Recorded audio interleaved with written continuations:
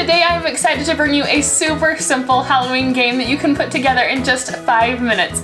You want some poster board, a marker or pen, and then some little Halloween spider rings and a die. And in order to play, the first thing that you want to do is create your spider web. Now for a lot of players, if you're going to do 4 or more players, I actually recommend doing a full-size poster board and then fill the entire thing with a spider web so there is a lot of room.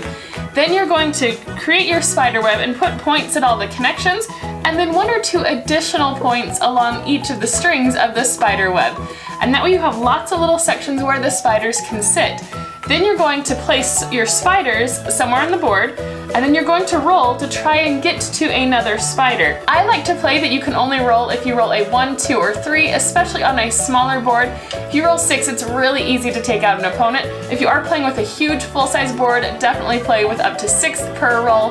But then whatever you roll, that's the spaces that you get to move, and if you are able to get to another spider and land on their spot during your turn, they are out. That spider moves off of the spider web, and the last spider standing is the winner.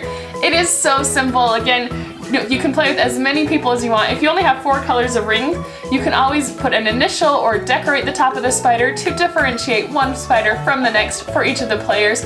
Have so much fun. This is a super simple Halloween game. We hope you enjoy it. You can use it for a school party, for a family party, anything that you need. Again, it can be put together in just a matter of minutes. For more fun Halloween games, be sure to check out the link in the description down below. We hope you have a very happy Halloween. Thanks so much for watching, and we will see you next time. Bye-bye!